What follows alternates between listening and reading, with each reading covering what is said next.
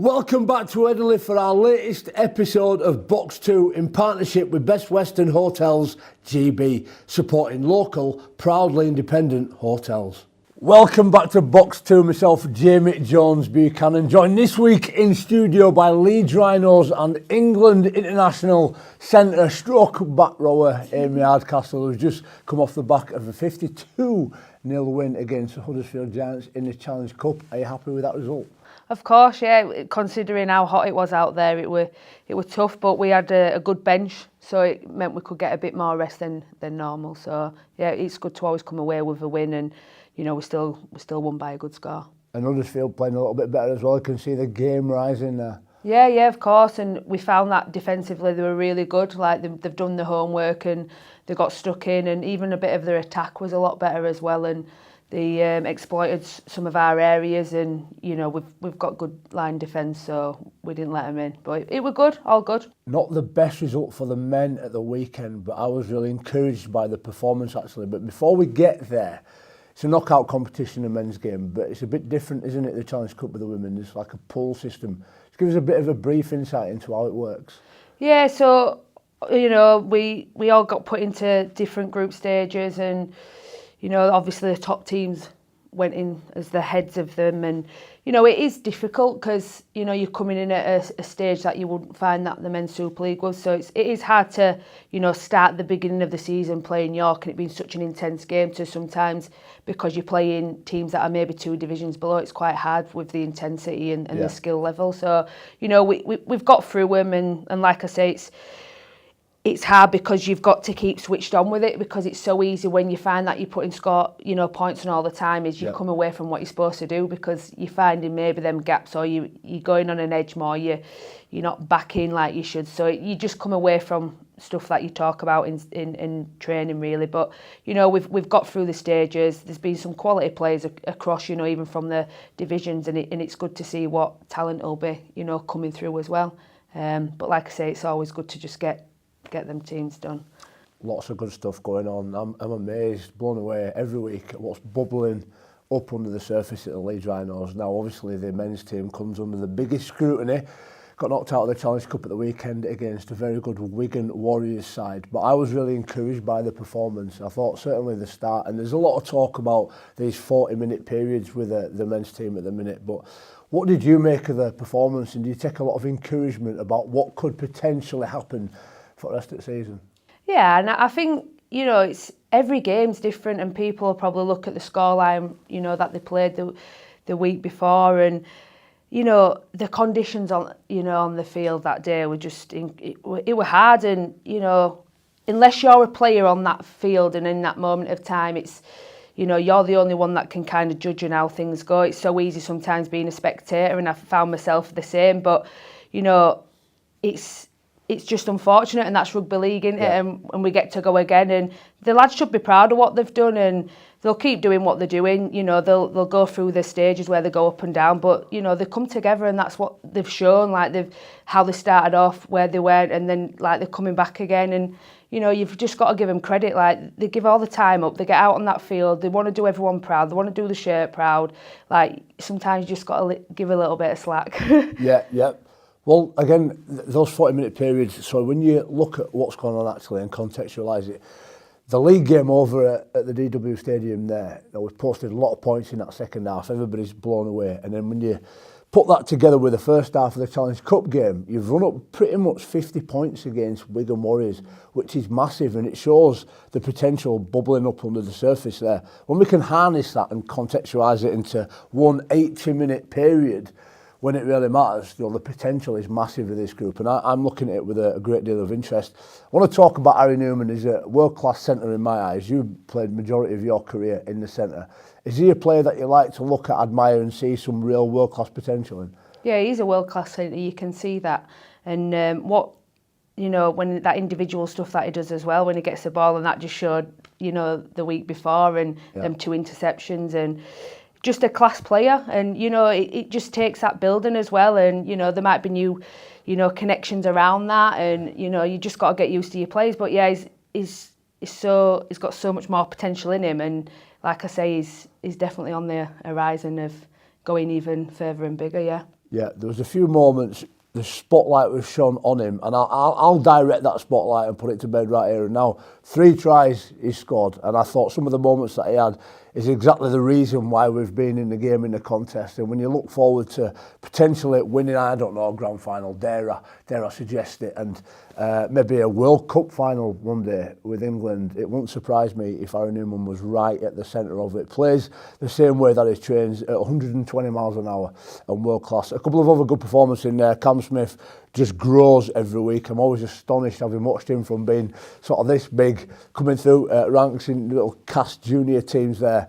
And Reece Martin as well, got his kick-in head on, playing really well, looks big and strong. Somebody else who's a bit of a back rower stroke centre like yourself, he's played well, hasn't he? Oh yeah, really good. And you know, he's consistent and he keeps going and he never shies away from the hard work, and you can see that. And you know, on the back of what you just said about Cameron, it's, you know, seeing him get that 13 shirt, he's a different player now. Just how much he's progressed as an athlete is unbelievable. And that pass that he has, like, I always used to just see him and just tear it up, but now he's just added so much value to his game and he's more dangerous. So it's been really good to see some of these ones that have like was starting off of like being the role models now, and you know, the ones that are kind of at top of the team and everyone that you look up to. Love it, enjoy it. That's what Chris Sinfield always used to make us do. It was a big demand. Well, the wheelchair rugby league team would have enjoyed their win over LFC, 78 points to 28. I think one of the most gratifying parts of last week, though, was the wheelchair rugby league development side. The new players played their first game against Hull FC development team as well, winning 22 points to 6. So that's outstanding. There was an LDSL festival as well, the PDRL and Learning Disability Rugby League back in action. So lots going on at the Leeds Rhinos. Amy, just give us a bit of an insight into your early career, how you started playing rugby league and how did you end up at Bradford, which was your first club? So I was at college at Calderdale and played football. There weren't no teams when I was younger. So it was just more union. And then there was poster on wall saying Siddle was starting a women's team. So I was like, I was 17 going 18. I was like, I need to do this because I'm too aggressive for football. So honestly, people would think, oh, your confidence, stuff like that. It took me a lot of persuading by my mom, and I was so nervous about going and joining this team because there was already a few girls that had been training, and I just thought, right, I'm going to have to do it. I'm going to have to get past this anxiety. If I don't go do it, I'm never going to do it. So I went and did it, and from there I never looked back, and you know, did pretty well at Siddle. You know, 6 months I got picked up by Brenda Dobeck to join the England performance squad. Brilliant. So, and I played full-back then. So it was all right. I enjoyed that, and obviously a year in and stuff, I got a couple of international caps, but fell pregnant. It was kind of, you know, what do we do? So, you know, obviously I kept my daughter and she's 12 now. So probably the best thing that helped me grow as a person as well. And then came back, the team folded. We ended up losing everyone and a couple got pregnant. So Bradford Bradford Thunderbirds. I went to with Kirsty Morona. She dragged me there. Okay. Yeah, so I went Bradford Thunderbirds, played alongside Lois there, and yeah, it was good. Got back into England set up, and then we ended up 2017, went to Bradford Bulls. Played in 3 World Cups as well, 2013, 17 and 2022/21, depending on what you make of the name there. But have you seen a progression throughout each World Cup and the women's game get bigger and stronger? Oh yeah, 2013 we played at Dewsbury, we played at Batley, that pitch, against France, and it was like the heat that we're having at the moment, if not worse. And we had I think it was about 500 against the Kiwis, where I got me hat-trick against them, which has never been done before, so a bit of history there for you.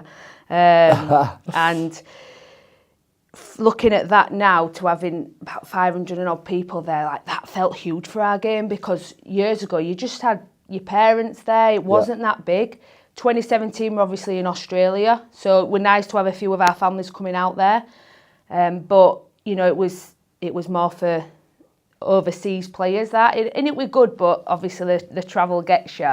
But 2021/2, incredible. Just the profile, just out there, and media, you know, people buying into the women's game and wanting to publicise it a lot more. Obviously the BBC broadcasting it, so that meant anybody could watch it because it was free. Like the BBC wanted to do the Woman of Steel documentary, which were great. Like we've been doing that a few years just because of how many changes and obviously with it getting postponed. But that's what we've needed to do, and we've got to keep doing that to get the exposure and get more girls and even parents seeing it, because what I found in the past is we've lost a lot of the girls to other sports, because after, you know, under 11s, you can't play with lads no more. No. So because they want under 12s, that was it. They couldn't play rugby no more because they want no teams. Whereas now, you've got an under 12 so that they can fall straight into. A lot of clubs have start buying into this, but that comes off to the World Cup and getting it out there and more girls seeing it. You've found the amount of parents that I meet and children that I see at games, and even, you know, walking down the street is, you know, thank you so much. She watched you on the telly and she wants to be a rugby player now. And brilliant. Like that for me is just game changing. Like you can win these trebles, you can win all these awards, but for me to be an inspiration to other children and even adults as well, just, you know, to try something, to get in a team sport, like that just means the world to me, because you just feel like you're making a positive change on people and a difference, and giving them belief and hope that one day, you know, I could aspire to be like Amy Hardcastle, and, you know, that's something that I want to do. And I think if you can give someone that little bit of hope, it's just great. But I couldn't do that without having the backing of, you know, media, coming on here myself and doing this with you, to be able to give my time up and talk about, you know, the game and the way it's going. And we've just got to keep doing that and building. Totally agree.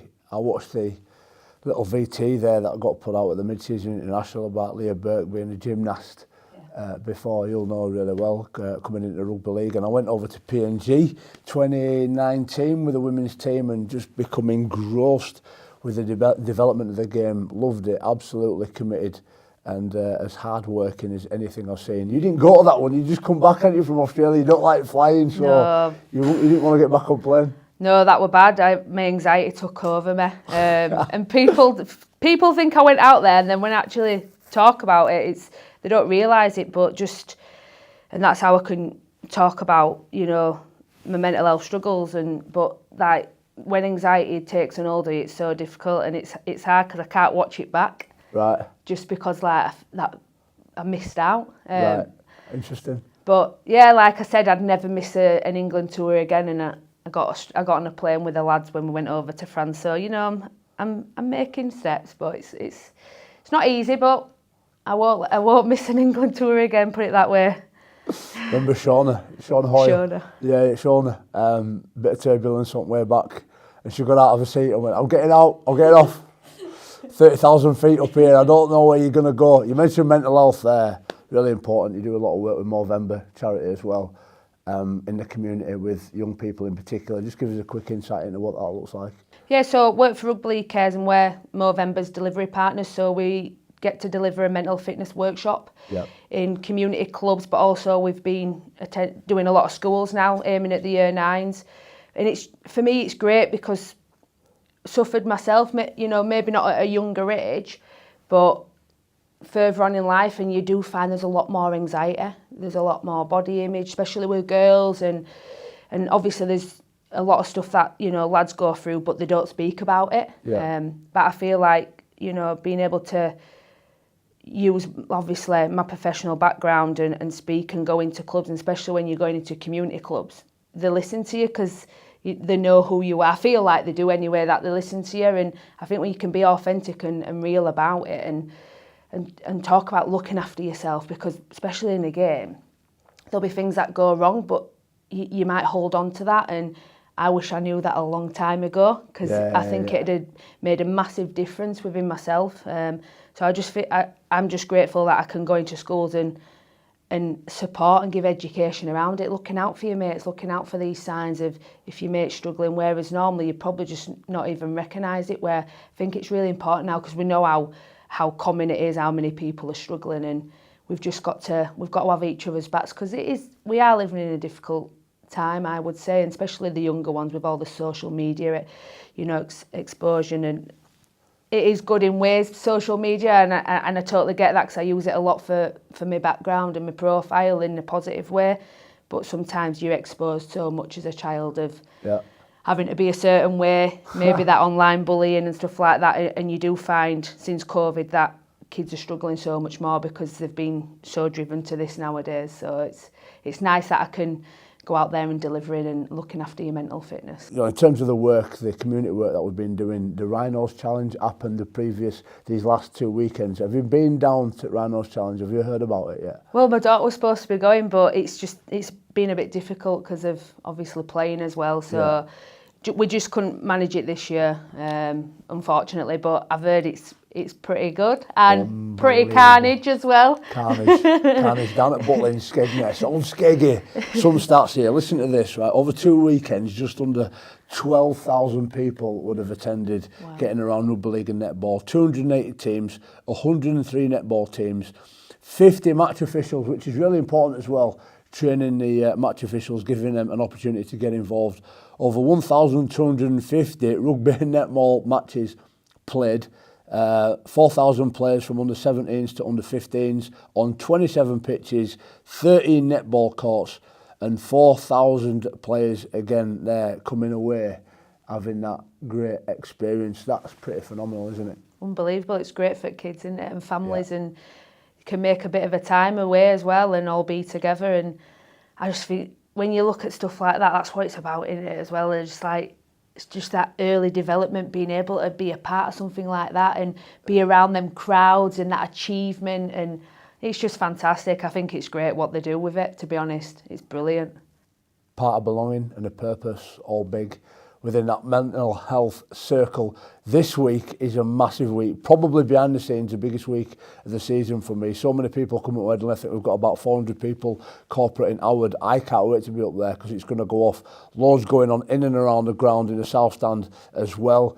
Double header. Mate, back. Is this the first time you've played back against St Helens since joining Leeds? How much are you looking forward to it? Can't wait. Honestly, it's hard because obviously you still got quite a good, a few mates there, close friends, to be honest, but we love that battle with each other on field. It's like when you go England training, we love like getting that battle again because it's just that it's harmless fun. But yeah, really looking forward to playing St Helens. It takes me back to Bradford when we used to play them. I used to really enjoy playing Saints because of the structure that they do, they shit the ball a bit about, and it kind of gets you under the pump, and that's exciting because that's the games that you want to play. You want them tough games. You want to be in a battle. You want to come off that field where you feel like you've got nothing left in you, because that's why you sacrifice everything you do. That's why you train so hard, because of them games.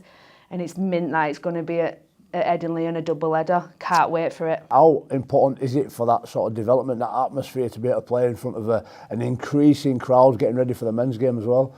It's what you play. It's what you play for, isn't it? And here in the South Stand, but just when you start seeing people filling it up, for me, it just gives me that buzz. And you do play for yourself and you do play for the badge, but when you start hearing fans behind you and people shouting your name, when you're struggling a bit, it just kind of keeps you going. It's that little switch that sometimes I definitely need as a player, and just having that backing and support. And that's something that Leeds do very well, is they get behind the teams here. And I'm really looking forward to Friday in the sun. Maybe not the sun, but yeah, looking forward to getting back here and having the crowd behind us and getting out on that amazing pitch. Awesome. And just quickly, back row, getting closer to middle now. How much are you enjoying that? Oh, if I told you I were enjoying it, I'd be lying. No, do you know what? It's been tough. And do you know when you talk about coming out of your comfort zone, like I felt vulnerable, massively vulnerable, because all I've ever known is kind of being out on that edge and having that space and time on ball, which that's all I want, is having that time. But then when I've actually pulled myself away, because there's been times where I've been at home crying, am I getting too old? I'm asking myself, can I do this anymore? Because I'm changing, but it's because I know I'm vulnerable. But now that I've got past it, I know that it's strengthening me as a player once I've got past that battle with it. And when I think about the energy battle in the middle, I've never taken out away from forwards because I know how hard it is. And to come in and actually be like, wow, it is harder than even imagined. Yep. So, it's adding so much value. So if I go back to international, or I need to go back into that centre role here, it's just added value to my game, because it's just building up that engine. a bit more of a pass, getting my lines, getting that lines run. So, you know, I'm starting to enjoy the position. But yeah, it's people say that as you get older you start going to middle. No, I'm not aiming for that. But no, I'm enjoying it, and like I say, it's going to bring me on even more as a player, and you know, keep me head in the game, because I need to be in the contact. I need to start doing that a little bit more, because sometimes you don't get as much on an edge. So I love that initial contact, because I'm not quite used to it. So I love that. It's a good battle. Good on you. I enjoyed watching you week one with Caitlin Beavers out there. I thought it was a real dynamic left edge there. Just a bit of an insight, when I was about that age as well, I remember 2014, tore my bicep at St Helens on Mossy Masoe, and it was in As Good As It Gets, the documentary about Leeds there. I just broke down one training session, because I thought the same. I'm getting too old, I seem to be injured all the time, and I'm really struggling, but I got round it. Brian McDermott was outstanding, put his arm around me, told me to wind my neck and give me a bit of a clip around here, and played another 4 or 5 years. So keep going, just got to keep reinventing ourselves. Right, quick last question. The men, off the back of that performance against Wigan, I think the tide is rising. I think we're starting to understand where we're really good. We've had a win already against St Helens. How do you think they're going to go against the Saints? I think it'll be a close game. I think, you know, this week they're going to train hard. They'll obviously train hard like they always do, but they'll probably fix a few things up. Yeah. And they're going to come out raring for Saints, because they're going to want to prove a point. So I think, for me, I think it'll be a 2-win for us at Leeds on Friday. Yes, double header, double win, loads going on. Starting in the South Stand, there'll be balloon modellers and face painters on the concourse from 5 p.m, along with 2 40-minute sets from Headingley favourites, Loud Noises brass band at 6 p.m. and 7 p.m. Matchday host Rich Williams will also run through the big match preview and latest team news at 6:40 p.m. Elton Wrong will also be whizzing round on his piano, entertaining the crowds out there. Pre-match on the pitch, we've got some skulls and some parades taking place. We'll also be welcoming back Upperman John Innes to the field with pyrotechnics. At half-time, we'll see the pitch packed with our junior teams, and we'll also have athletes from the Leeds Gymnastic Club performing on the field. Finally, get there early and save 50% on all draft pints up until 6 p.m. Our self-service e-bars will be located in front of the Headingley Lodge near the Western Terrace. And remember, the South Stand bar will remain open post-match with a player interview on the podium straight after the hooter, whilst gold members can make their way up to the long bar for post-match interviews and the chance to meet the team with me. And last but certainly not least, this guy will be at the stadium promoting his book, doing a few book signings. Sir Kevin Sinfield, he's going to be a Sir one day. You can see I've already got a sneaky preview, and the book's smashed to bits already. I've been reading, and he's called me Jamie Jones all the way through it, which is quite bizarre. So everyone either calls me JJB or Jones Buchanan. I've only got a few pages left, but is that a book that you'd like to get stuck into one afternoon? Well, yeah, like I say, I'm trying to get better with my reading, because I'm not that good at it. So if there's an audio, definitely. There is an audio book coming out the last week of May, so look out for that on Audible as well. Kev Sinfield's actually got the record for the quickest narration of a book on Audible. They asked him to book out 3 days, and he did it in one afternoon.